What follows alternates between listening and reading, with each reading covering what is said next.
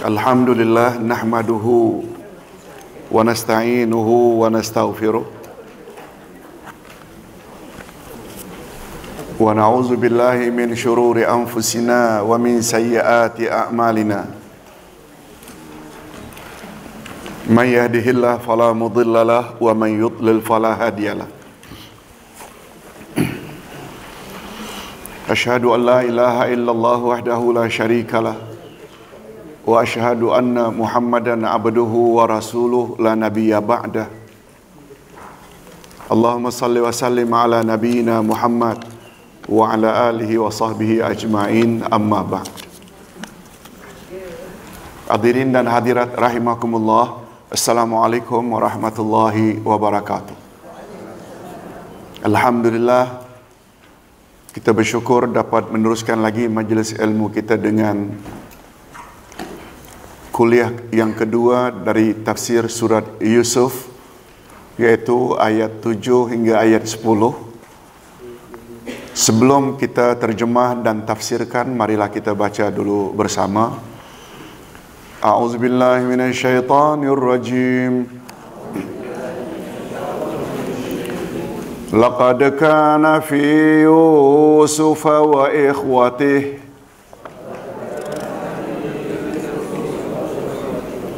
ayatul lisailin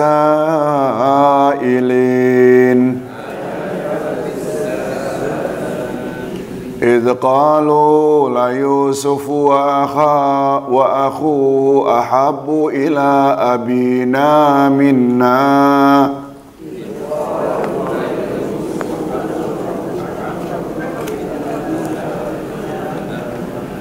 wa nahnu usbah inna abana lafi dhalalim mubin.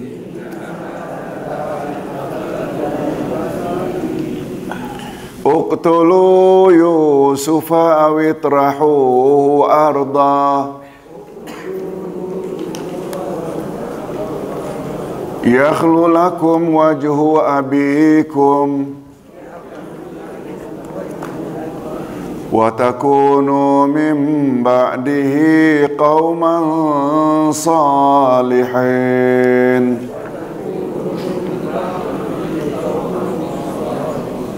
Qala qailum minhum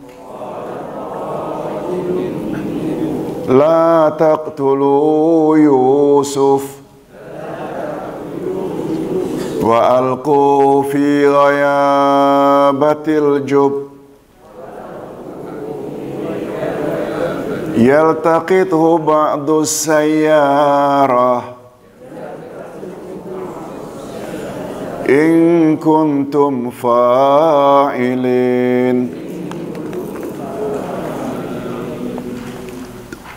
Demikianlah ayat 7 hingga 10 dari surat Yusuf. Berikut ini adalah tafsiran ayat.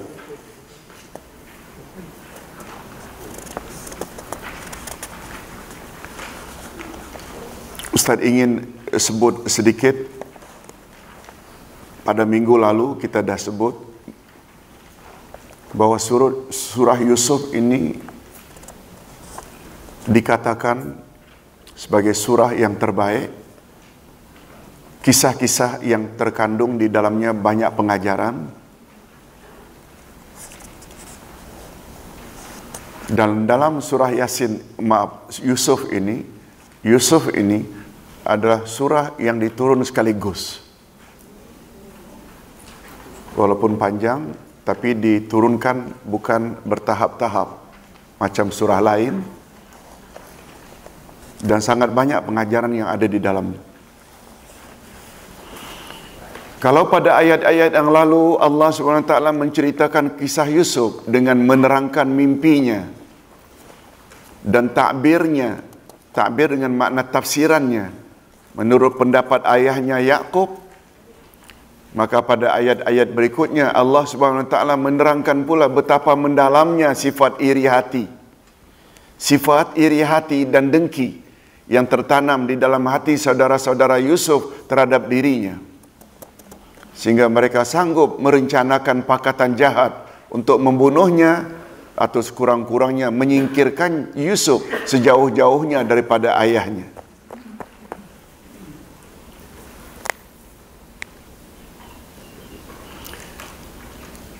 Hadirin dan hadirat, kalau Ustaz tidak salah minggu lalu Ustaz pernah sebut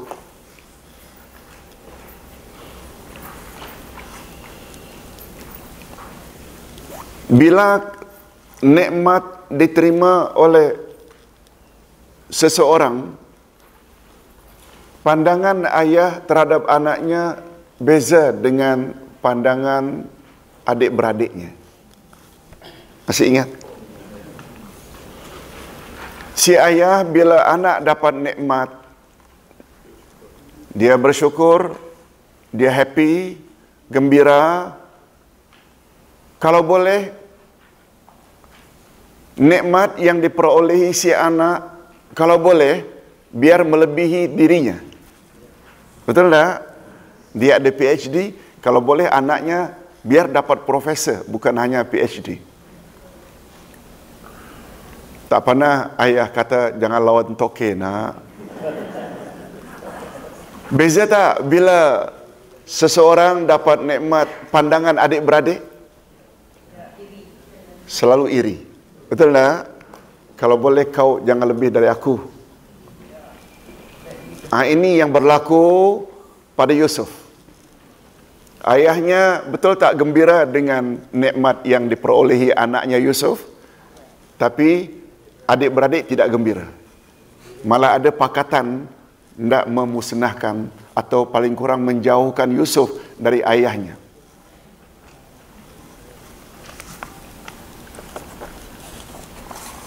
Kita teruskan dengan tafsiran ayat. Laqad kana fi Yusuf wa ikhwatihi ayatul lisailin. Sesungguhnya ada beberapa tanda-tanda kekuasaan Allah pada kisah Yusuf dan saudara-saudaranya bagi orang-orang yang bertanya. Allah Subhanahu wa taala menerangkan di dalam ayat ini bahawa sesungguhnya terdapat beberapa contoh tauladan yang baik dan pengajaran bagi orang-orang yang memperhatikannya. Betapa besarnya kekuasaan dan kebijaksanaan Allah dalam mengatur sesuatu dalam rentetan kejadian yang akhirnya sampai kepada tujuan yang dimaksudkan, yaitu pemberian rahmat dan kurnia kepada orang yang dikasihinya. Yang dimaksudkannya siapa? Yusuf atau Yakub. Nabi Muhammad sallallahu alaihi wasallam pernah ditanya oleh penduduk Mekah, kami dimaklumkan bahawa seorang nabi yang tinggal di negeri Syam pernah anaknya dikeluarkan dari Mesir ke Mesir. Pernah dikeluarkan ke Mesir. Maknanya dikeluarkan dari mana? Dari Syam. Nah, untuk pengetahuan, Syam itu kawasan mana hari ini? Ia gabungan dari beberapa negeri hari ini. Dulu kan di zaman Nabi tak ada yang namanya Lebanon, adanya Iraq, adanya di zaman Nabi dulu tak ada. Semuanya itu Syam. Termasuk Palestin tak? Palestin, Lebanon, Jordan, Iraq, itu semua dulunya namanya Syam. Ya. Syam, ya Syam.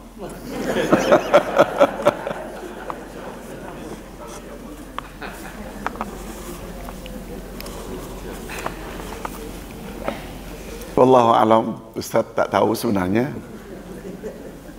Nama saja, nama kawasan.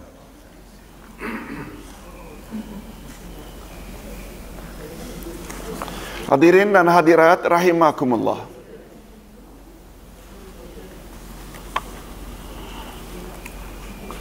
Nabi ditanya, ada seorang Nabi dulu yang anaknya dikeluarkan dari Syam lalu pergi ke Mesir.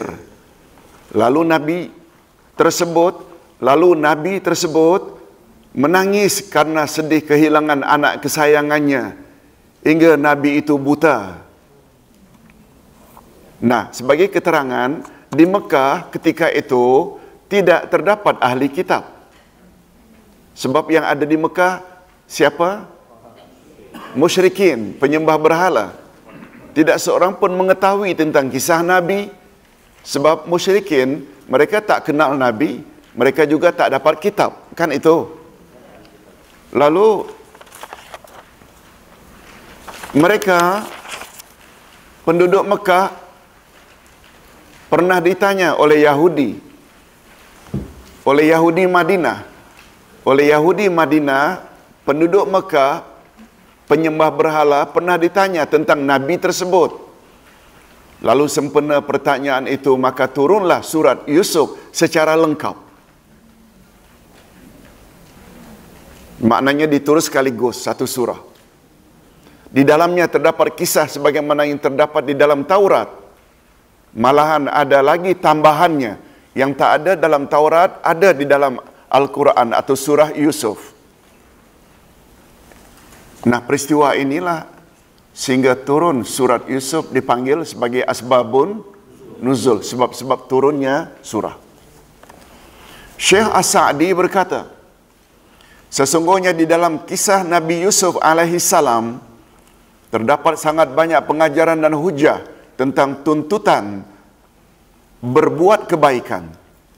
Adapun maksud ungkapan bagi orang-orang yang bertanya lisailin pada penghujung ayat, yaitu bagi setiap orang yang ingin mengetahui tentangnya, apakah pertanyaan itu dalam bentuk sikap atau dalam bentuk soalan lisan. Sebab orang-orang yang bertanya biasanya merekalah orang-orang yang suka mengambil manfaat dari ayat-ayat Al-Quran dan mengambil pengajaran daripadanya. Sedangkan orang-orang yang berpaling daripada Al-Quran, mereka tidak akan mengambil pengajarannya, juga terhadap kisah-kisahnya dan penjelasan-penjelasan di dalam Al-Quran. Itu sebabnya hadirin dan hadirat barangkali masih ingat, kewajiban kita terhadap Al-Quran sekedar beriman dan membaca sajakah? Atau termasuk tak kewajiban kita memahaminya? Ya, memahami dengan makna menghayatinya. Yang lebih tepat istilahnya itu tadabbur. Betul tak? Tadabbur, baca dan maham. Dan setelah kita faham baru kita amalkan dan sebar-sebarkan. Sekali lagi, ada berapa kewajiban mukminin mukminat terhadap Al-Quran? Ada berapa? 5. Pertama, iman. Yang kedua, tilawah. Yang ketiga, faham. Yang keempat, amalkan. Baru yang kelima, sebar-sebarkan.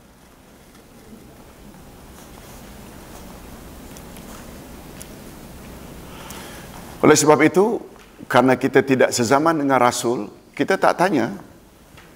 Cuma, betul tak sikap kita ingin banyak tahu tentang kisah Yusuf dan adik-beradiknya? Betul tak? Termasuk tak kita ke dalam lisailin? Sailin maknanya orang yang bertanya. Orang yang bertanya tak semestinya bertanya dengan lisan. Ingin tahu saja termasuk tak? Termasuk. Nah, hadirin dan hadirat, Syekh Al-Qasimi berkata dalam tafsirnya, di dalam ayat di atas terdapat beberapa pengajaran bagi orang-orang yang ingin bertanya tentang kisah mereka. Antaranya, bahwa pemilihan siapakah yang layak menjadi nabi hanya terletak pada kehendak Allah Subhanahu wa taala. Ia tidak ada kaitan dengan usaha dan kehendak seseorang. Ustaz ulang.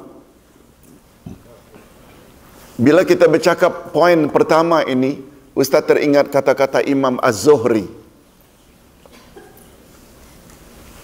Ketika menamplak sikap Bani Israel yang tak setuju dengan pengangkatan Allah terhadap Nabi Muhammad sallallahu alaihi wasallam sebagai rasul terakhir. Betul tak Bani Israel tak suka? Lalu keluarlah kaedah ini. Tolong ikuti. Minallahir risalah wa 'alar rasulil balaghu wa alaina taslimu. Adalah menjadi hak Allah menetapkan siapa yang jadi rasulnya. Yang kedua, tugas rasul menyampaikan kehendak Allah pada umat. Dan yang ketiga, kewajiban kita mengikut saja apa yang rasul sampaikan. Setuju tak kalau Ustaz katakan bila kita ikuti kaedah ini kita akan selamat? Pertama, pengajarannya yang punya otoriti menentukan siapa rasul, otoriti siapa? Oleh sebab itu tidak layak kamu, hai Bani Israel, mempertikaikan kerasulan Muhammad. Betul tak? Sebagaimana tidak wajar kamu mempertikaikan mengapa Allah angkat Yusuf bukan adik-beradik yang lain. Betul tak? Itu pengajarannya. Yang kedua, jika Allah menghendaki kebaikan kepada seseorang, maka tidak ada seorang pun yang mampu menghalangnya dan menimpakan keburukan ke atasnya. Nah, bila kita kaitkan dengan sesi pertama tadi, betul tak Yusuf telah diuji oleh Allah sampai ke peringkat akan dibunuh? Walaupun tak jadi dibunuh, kan paling kurang dicampak, diperigi buta lah istilahnya. Tak ada air dalam keadaan gelap. Betul tak itu ujian lagi? Yes. Itu cara Allah nak meninggikan tahap atau derajat seseorang. Yang ketiga, godaan dan bisikan syaitan. Tidak ada seseorang pun yang boleh terlepas daripadanya, walaupun mereka para nabi. Itulah sebabnya mereka pun mesti waspada terhadapnya. Hadirin dan hadirat, para nabi boleh tak juga terdedah dengan gangguan syaitan? Yes. Nabi Muhammad pernah tak disihir? Yes. Malah tadi pada sesi pertama kita berani mengatakan musibah yang paling banyak menimpa justru para nabi. Nah, kita teruskan dengan ayat berikut. Tolong ikuti. Idz qalu la Yusufu wa akhuhu ahabbu ila abina minna wa nahnu usbah inna abana lafi dhalalim mubin. Yaitu ketika mereka berkata, siapa mereka? Adik-beradik dari Yusuf, saudara mara Yusuf. Apa kata mereka? Sesungguhnya Yusuf dan saudara kandungnya lebih dicintai oleh ayah kita daripada kita sendiri. Jealous, cemburu. Padahal kita ini adalah satu golongan yang kuat. Nah, apa makna kuat? Sesungguhnya ayah kita adalah dalam kekeliruan yang nyata. Dalal di sini ni makna asalnya sesat. Ayah kita ni dah sesat dah.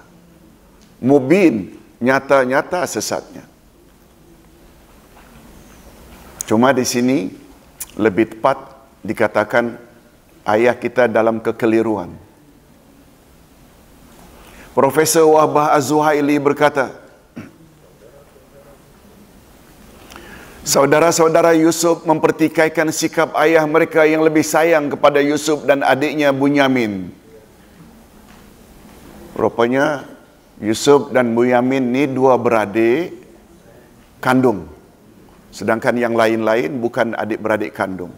Dari ibu lain. Lain ibu, yes. Lain ibu.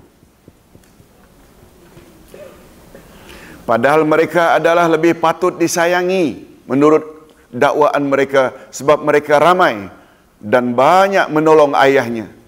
Itu dakwaan mereka. Makna al-usbah wa nahnu usbah, kata adik-beradiknya yang lain, kami ini ada usbah sebab dalam bahasa Arab makna usbah iaitu bilangan antara 1 hingga 10. Maknanya dengan ramainya mereka, lebih kurang 10 orang, 11 orang, mereka merasa diri mereka kuat dari sudut kuantiti, dan ayahnya yang sudah tua Yakub, merekalah yang banyak support, bantu. Sungguh ayah kita dalam kekeliruan yang nyata. Beliau tidak berlaku adil terhadap kita. Mengapa beliau lebih sayang kepada dua orang yang masih kecil, sedangkan kita lebih ramai dan banyak membantunya selama ini? Itu cara berfikirnya siapa? Adik-beradik sebapak daripada Yusuf. Sebenarnya kesalahan di atas berpunca daripada mereka, bukan daripada ayah mereka. Karena Yusuf dan Benyamin tidak mempunyai ibu lagi. Maknanya peristiwa ini berlaku, ibunya Rahil bin Laban telah wafat. Yang tinggal ayahnya saja, sedangkan dia punya adik-beradik kandung hanya dua saja, Yusuf dan Benyamin. Sebab ibu mereka iaitu, tolong ikuti, Rahil binti Laban, wafat ketika mereka masih kecil. Dan Rahil pula adalah anak Khal, iaitu pakcik Yakub, anak dari pakcik Yakub, sebelah ibu. Sedangkan Yakub pula melihat pada diri anaknya Yusuf terdapat beberapa tanda-tanda yang disebut dalam ilmu tafsir, tolong ikuti, irhasatun nubuwah wal aqli wal hikmah, iaitu perkara-perkara luar biasa dan ciri-ciri kenabian, ketajaman akal dan kebijaksanaan terdapat pada siapa? Pada Yusuf. Dan hakikat ini semakin meyakinkan ayahnya Yakub dengan adanya beberapa mimpi Yusuf sebelumnya. Apa dia? Ada yang masih ingat mimpi Yusuf bahwa dia melihat ada berapa bintang? Ada berapa bintang? 11 bintang, dan matahari dan bulan semuanya sujud kepadanya. Siapa 11 bintang itu? 11 adik-beradiknya. 10 yang tidak seibu dan 1 yang seibu, Benyamin. Dan matahari siapa?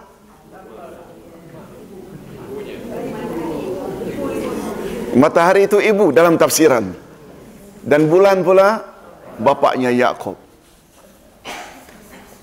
Semuanya sujud kepada beliau.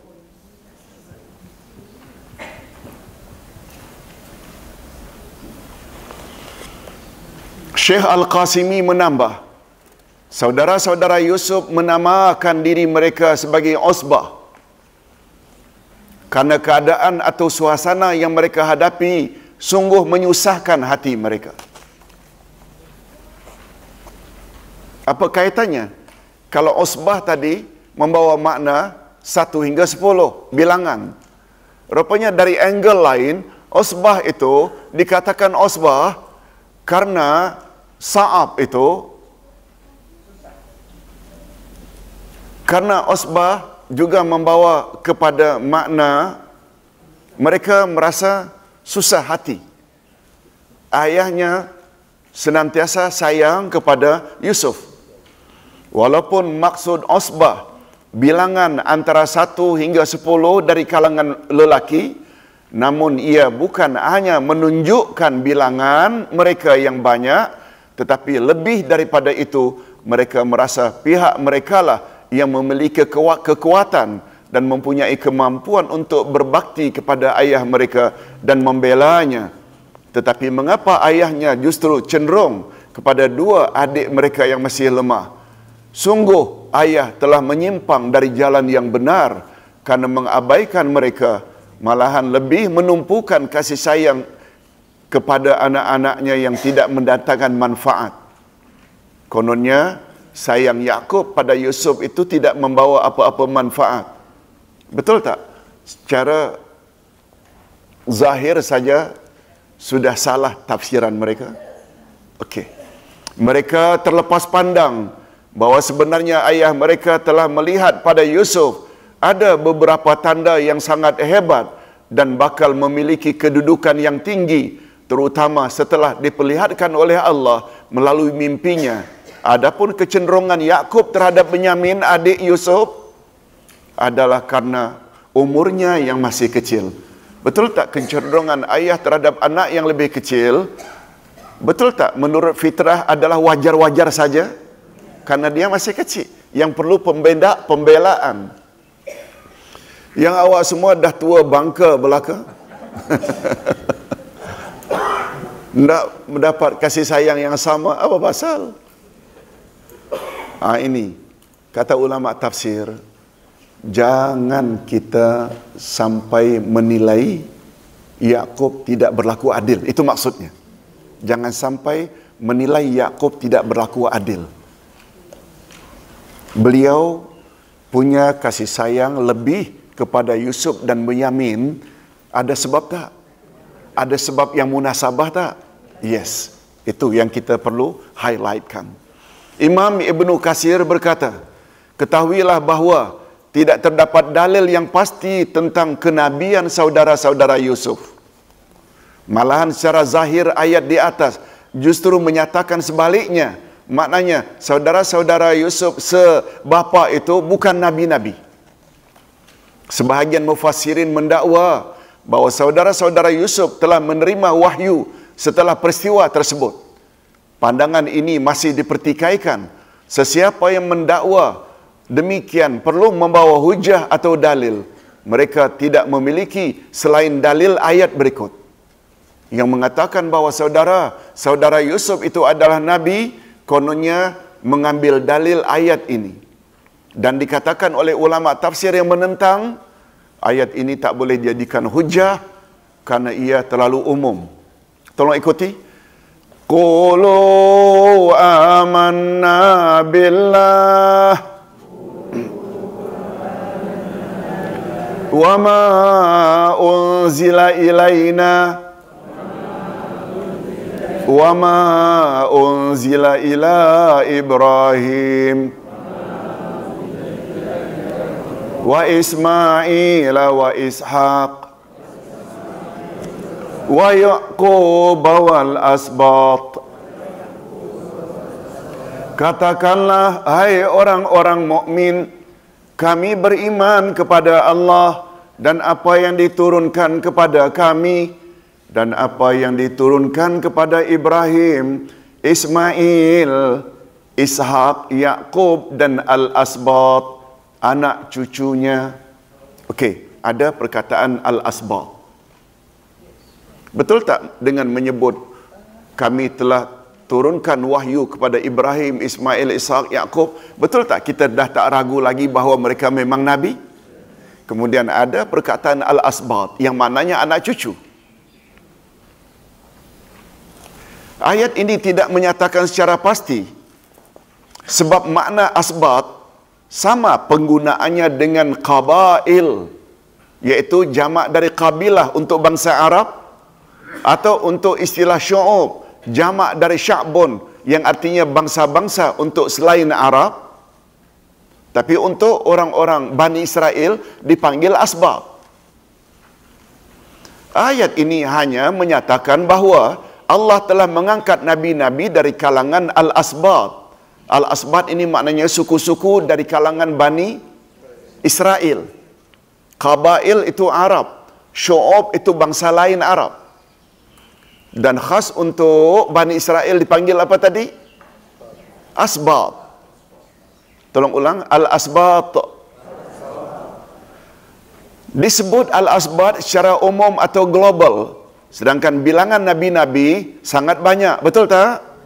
Jadi tidak ada dalil yang pasti tentang siapa yang telah dianugerahkan derajat kenabian itu. Ditambah pula yang 11 orang itu, setuju tak kalau Ustaz katakan penyangak belaka? Sampai ada pakatan nak bunuh adik kandung sendiri, di mana peri kemanusiaannya? Kan yang justru ada peri kebinatangan. Kalau boleh kita gunakan istilah itu, tidak dikatakan nabi pula. Boleh faham? Maknanya, betul tak kita lebih cenderung pada mengatakan mereka yang 11 itu bukan Nabi? Yes, itu dia dalilnya. Tolong ikuti. Uqtulu Yusuf awitrahuhu arda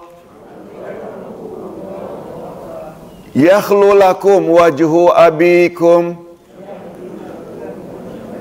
wa takunu min ba'dihi qauman salihin.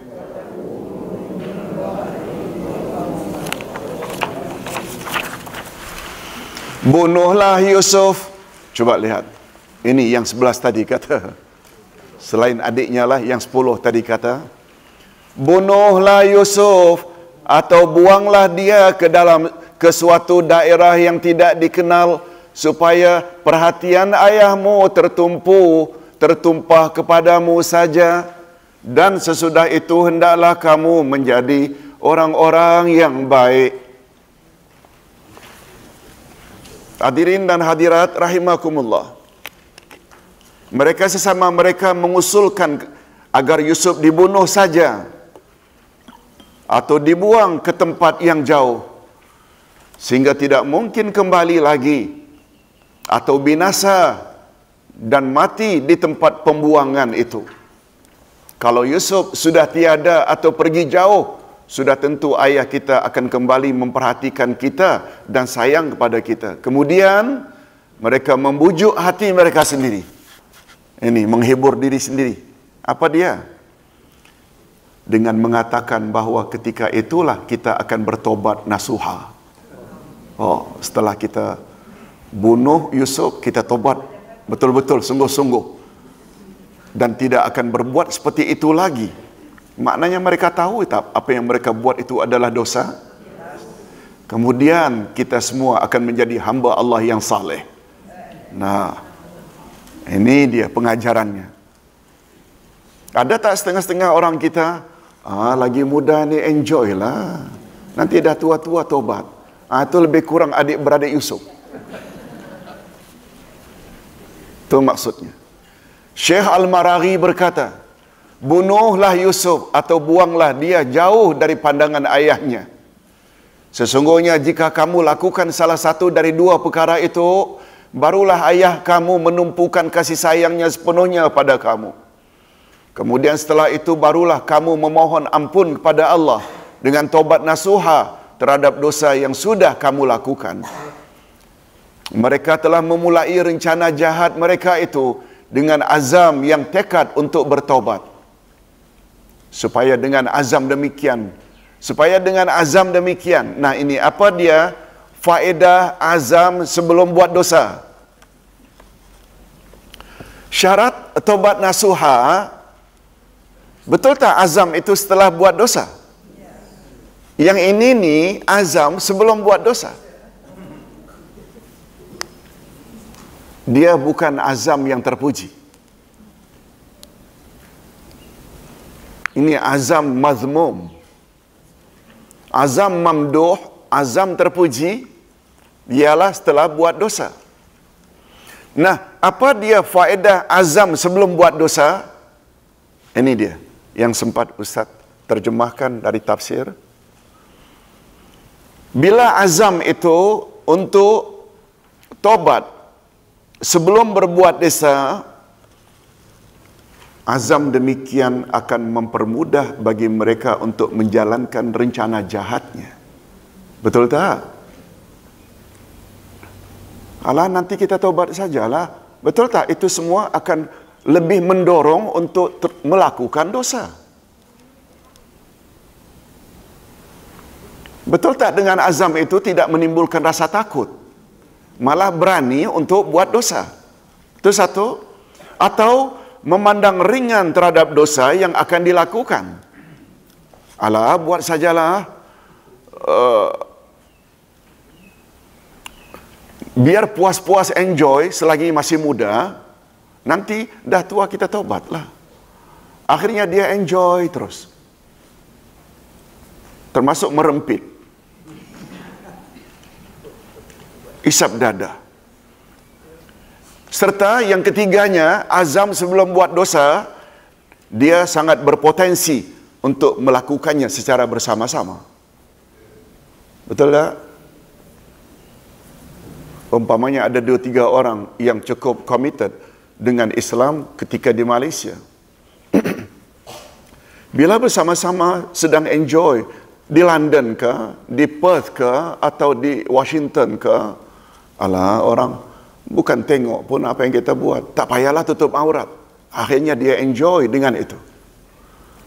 Dia tak sadar bahawa kematian boleh datang bila-bila masa. Betul tak? Bila dia berazam, nanti bila balik Malaysia, kita tobatlah. Macamlah ada jaminan yang dia boleh sampai ke Malaysia balik. Betul tak? Sikap demikian betul tak berpotensi untuk melakukan kejahatan secara bersama-sama. Kejahatan dengan makna maksiat lah. Itu maksudnya. Ustaz memahami pandangan Imam Al-Marari seperti itu. Beza tak azam sebelum buat dosa dengan azam setelah buat dosa? Beza. Hadirin dan hadirat rahimakumullah. Hadirin dan hadirat, kalau Ustaz boleh tambah sedikit. Ketika kita dulu bekerja dan sibuk, kerja dengan kerajaan ke atau di syarikat, barangkali di antara kita ada azam, nantilah bila dah pensiun saya akan ikut kelas. Azam tak? Saya akan tutup aurat. Azam tak? Alhamdulillah, setelah pensiun kita dapat laksanakan. Terdapat tak dari kalangan kawan-kawan kita yang punya azam yang sama, yang tidak kesampaian? Ada tak? Ada. Yang tidak kesampaian untuk taubat itu, untuk melaksanakan azam. Alhamdulillah. Profesor Wahbah Az-Zuhaili berkata, di antara ucapan saudara-saudara Yusuf sesama mereka, bunuhlah Yusuf supaya terhapuslah segala kemuskilan atau apa yang terpendam selama ini. Terpendam selama ini di hati mereka apa dia? Rasa senang atau tidak senang hati? Tak senang hati. Ataupun kamu buang saja Yusuf di tempat yang jauh daripada orang ramai sehingga dia tidak mampu untuk kembali lagi ke pangkuan ayahnya.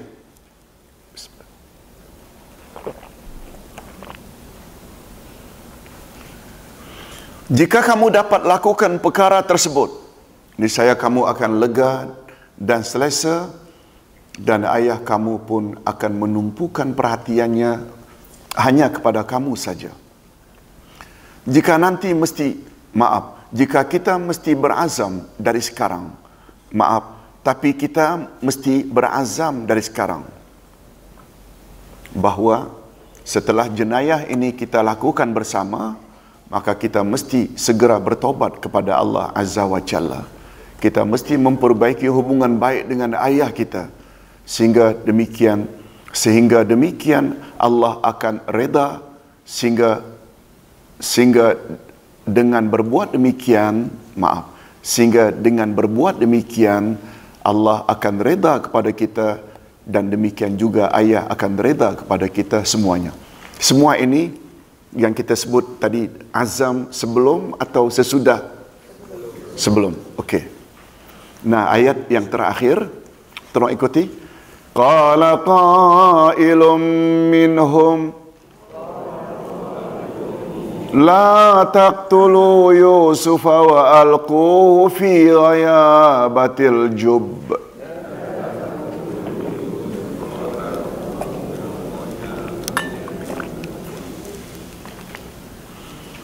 Yaltaqithu ba'du sayyarati in kuntum fa'ilin.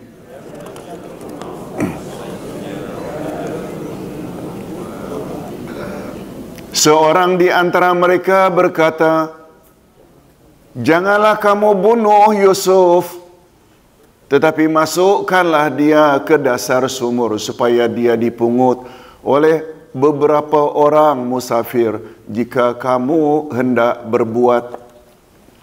Rupanya Salah seorang dari saudara-saudara Yusuf tidak setuju dengan usulan agar Yusuf dibunuh. Hadirin dan hadirat, betul tak ini semua hikmah ini ada satu orang daripada 10 tadi yang menghalang? Betul tak itu juga sebenarnya ada dengan kehendak Allah? Yes. Untuk jalan ceritanya macam ini.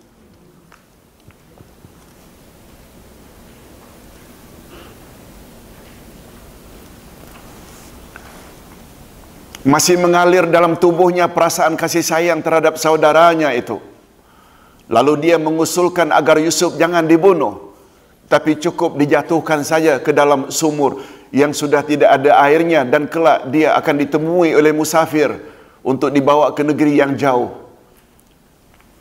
Dengan demikian dia tidak akan mati dan kita pula bebas dari dosa membunuh. Sedangkan dengan berbuat demikian pun maksud dan tujuan kita sudah tercapai. Ini satu usulan yang sangat bijak.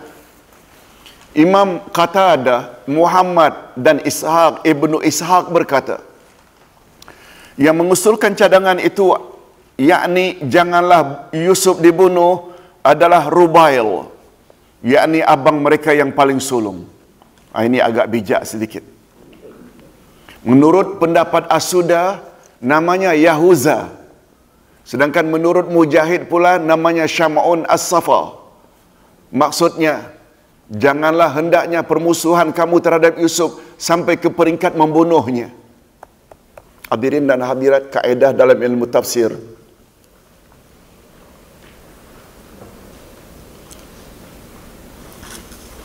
Tentang nama siapa yang memberi usulan yang baik tadi itu, siapa namanya tak begitu penting.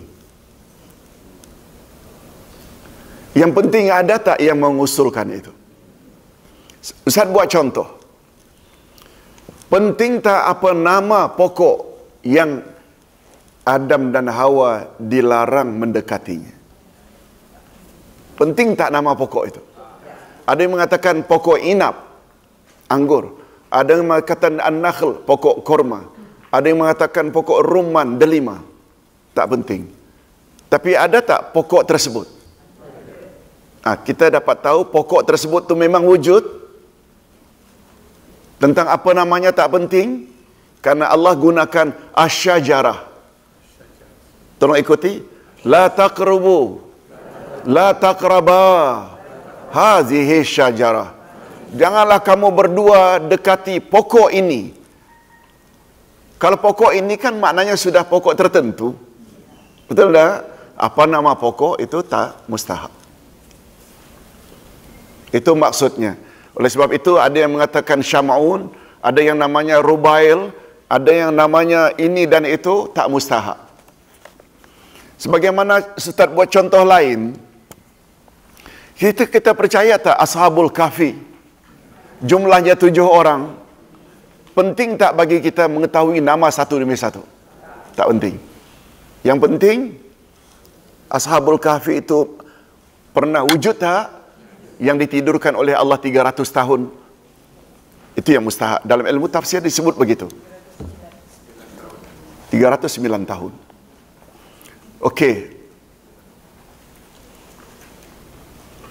Dia berkata, janganlah kamu bunuh Yusuf, sebab pembunuhan adalah satu jenayah yang amat dahsyat dan tidak boleh berlaku sama sekali. Tetapi cukuplah dengan membuangnya ke dalam perigi buta yang gelap. Ia adalah perigi yang terkenal di Palestin.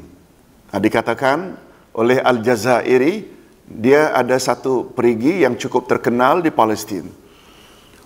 Demikian, dengan berbuat demikian, besar kemungkinan Yusuf akan dipungut oleh kafilah dagang yang melintas kawasan itu. Demikianlah nasihat aku, jika kamu ingin juga melakukannya, inilah cara yang terbaik untuk tujuan itu. Syekh As-Sa'di berkata, janganlah kamu bunuh Yusuf, karena membunuhnya adalah dosa yang amat besar dan sangat keji. Sebab maksud kita untuk menjauhkannya daripada ayahnya sudah tercapai tanpa perlu membunuhnya.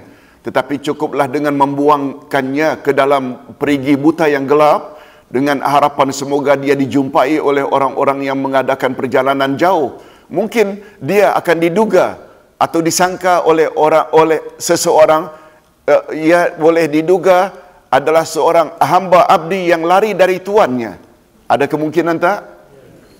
Yusuf yang didapati dalam perigi itu adalah seorang hamba yang telah lari daripada majikannya. Dan selanjutnya dia akan dijual sebagai hamba. Tafsiran seperti ini dikatakan sebagai tafsiran yang paling baik dan sesuai dalam perkara ini. Itu sebabnya, masih ingat tak dalam kertas pertama, apa makna Yusuf dalam bahasa Bani Israel?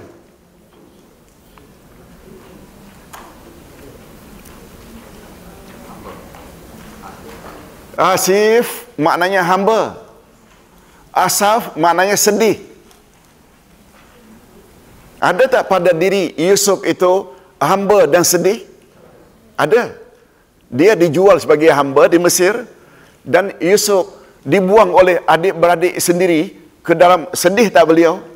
Maknanya bergabung dua makna Asif dan Asaf. Asif hamba, Asaf itu sedih. Baik. Dikatakan tafsiran seperti itulah tafsiran yang paling bagus.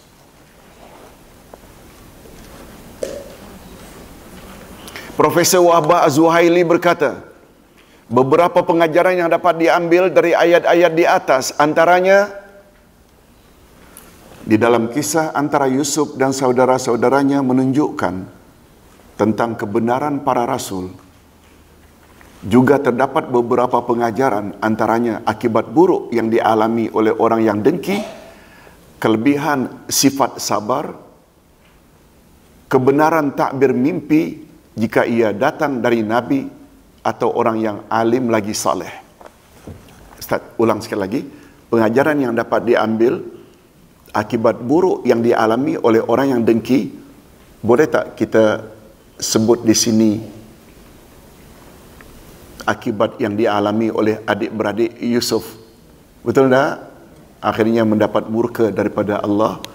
Kelebihan sabar pula, betul tak? Itu bakal telah didapati oleh siapa? Yusuf sendiri. Berkat ujian demi ujian, kan akhirnya tinggi derajat Nabi Yusuf dibanding dengan yang lain-lain. Begitu juga pengajaran yang dapat kita ambil. Kita boleh percaya tak beberapa takbir mimpi bila ianya datang daripada Nabi atau orang-orang yang saleh? Masih ingat tak pelajaran minggu lalu bahawa mimpi ada berapa jenis? 3. Mimpi daripada Allah. Yang kedua, mimpi dari syaitan. Dan satu lagi, permainan tidur. Maknanya bila kita banyak ingat sebelum tidur, dia keluar balik dalam tidurnya. Yang kedua, perasaan hasad, iri hati dan kebencian saudara-saudara Yusuf sangat berpotensi mendorong mereka untuk melakukan jenayah membunuh atau membuangnya ke dalam perigi buta yang gelap hingga mati atau dipungut oleh musafir yang melalui kawasan itu. Itu sebabnya kata Imam Al-Ghazali, hasad adalah dosa pertama yang pernah berlaku di langit dan di bumi. Hasad.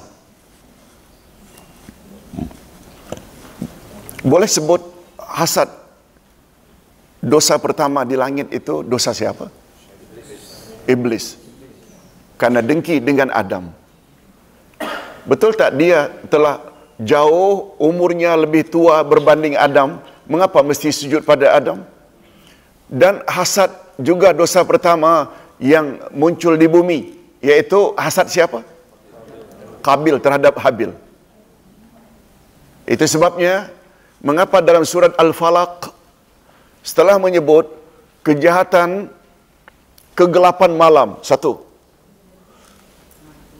Kemudian dari kegelapan malam pula disebut kejahatan tukang sihir apabila sedang menyihir.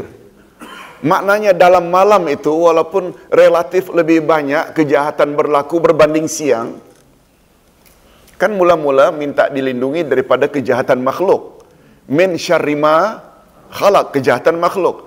Kemudian wa min syarri ghasiqin idza waqab, dan kejahatan malam bila gelap gulita. Maknanya makhluk boleh tak berbuat jahat siang dan malam? Kemudian bila dibandingkan antara siang dan malam, kejahatan yang berlaku di malam itu lebih berbahaya. Kemudian dari kejahatan malam pula, yang paling berbahaya adalah kejahatan yang berlaku pada sepertiga akhir malam. Ini panggil sahur. Betul tak? Ada kaitan tak sahur dengan sihir? Ada tak? Sebab ketika itu manusia sedang leka. Nah, sihir yang paling, jenis manakah yang paling berbahaya? Bila sihir itu dilakukan oleh orang yang punya motif hasad. Itu sebabnya wa min syarri hasidin iza hasad. Begitu dia tafsiran dalam surat Al-Falaq. Jadi dapatlah kita simpulkan, kalaulah hasad itu disebut paling akhir, dia menunjukkan dosa yang paling berbahaya. Itu sebabnya bila kita berbalik kepada motif adik-beradik Yusuf ingin membunuh Yusuf atau membuangnya, apa motifnya tadi? Hasad atau dengki. Itu yang dimaksudkan oleh Profesor Wahbah Az-Zuhaili. Yang ketiga, sesungguhnya melebihkan sebahagian anak ke atas anak yang lain boleh mewarisi sifat hasad dan dengki dan penyakit iri hati yang lain. Yakub mengetahui hakikat ini. Beliau sebenarnya tidak melebihi dua anaknya, Yusuf dan Benyamin, kecuali hanya dalam hal kasih sayang atau cinta. Dan sebenarnya melebihkan kasih sayang atau cinta kepada seseorang adalah sesuatu yang bukan terletak di dalam kekuasaan manusia. Ini sesuatu yang dikecualikan dan tiada cercaan terhadapnya. Nah, hadirin dan hadirat, melebihi kasih sayang kepada sesetengah anak kepada yang lain boleh tak dalam Islam? Boleh tak dalam Islam?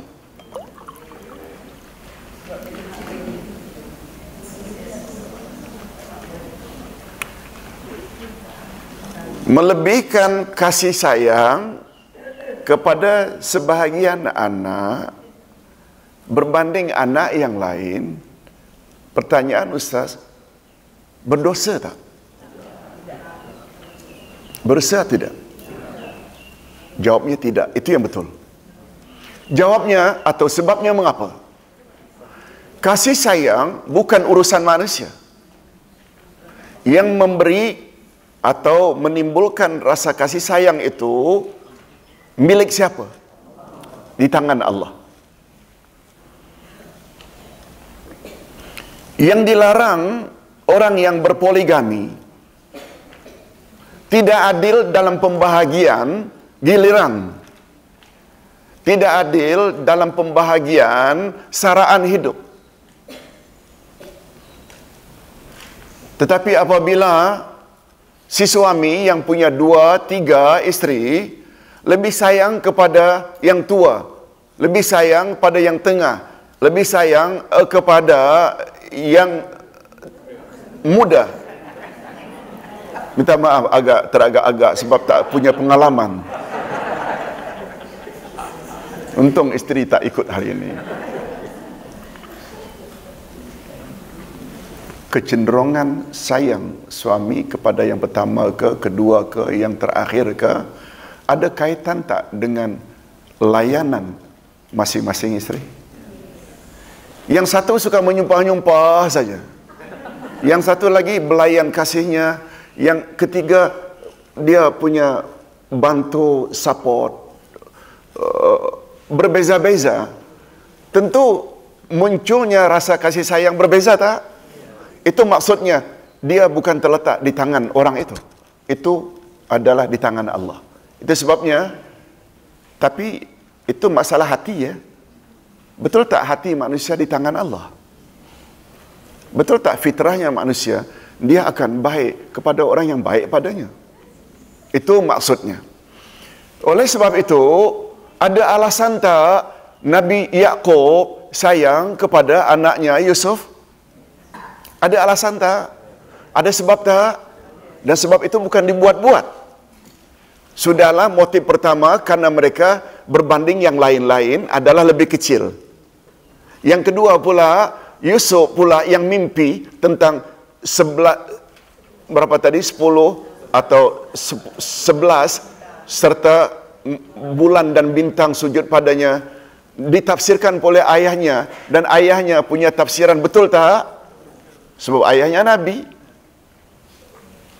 Oleh sebab itu, kita tidak boleh mencerca Nabi Yaqub disebabkan perkara ini. Sebagaimana kalau boleh Ustaz sebutkan contoh lain, apa dia? Apa pasal lah Musa ni tak faham-faham? Sudah dilarang oleh Allah, tak boleh lihat aku. Minta juga. Permintaan Yusuf untuk melihat wajah Allah. Ada sebab tak? Maaf, Musa, memang wajib cuti minggu depan. Ada sebab tak mengapa Musa minta dan minta? Apa sebabnya?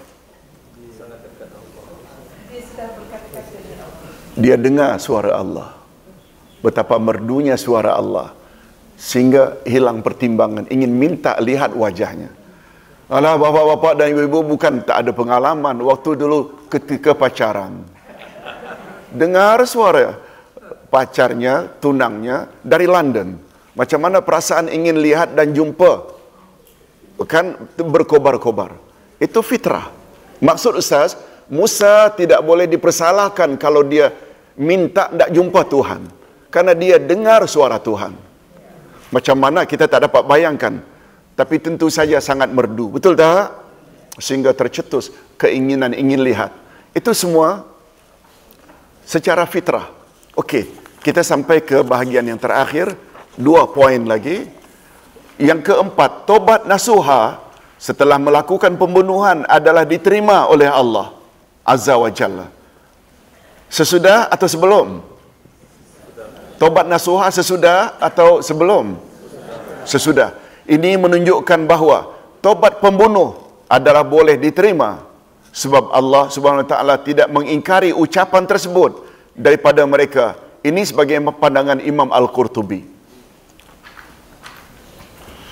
Orang yang membunuh, betul tak bila diketahui oleh pihak berkuasa, dia hendaklah dibunuh secara qisas? Tapi ternyata penguasa tak tahu dia dah membunuh. Lalu dia bertobat pada Allah dengan tobat nasuha. Tobatnya diterima tak? Diterima tak? Tak semestinya dia mesti minta dibunuh pula. Boleh faham? Okey. Yang terakhir, yang kelima, perbuatan saudara-saudara Yusuf terdahulu membuktikan bahawa mereka bukan para nabi. Ini Ustaz ulang sekali lagi. Bukan para nabi. Sebab para nabi tidak akan melakukan pakatan jahat untuk membunuh Muslim atau orang yang berserah diri pada Allah. Bahkan semua mereka adalah Muslimun yang melakukan maksiat, kemudian bertobat kepada Allah. Kalau mereka dikatakan Muslimun lalu bertobat pada Allah, wajar tak adik-beradik Nabi Yusuf? Wajar tak?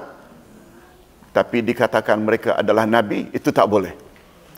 Dan di antara jawaban mufassirin bahawa mereka bukan para nabi ialah karena para nabi terpelihara daripada dosa-dosa besar. Terpelihara dari dosa-dosa besar. Hadirin dan hadirat, Ustaz kira ini dulu yang dapat Ustaz sampaikan. Cuma di sini ada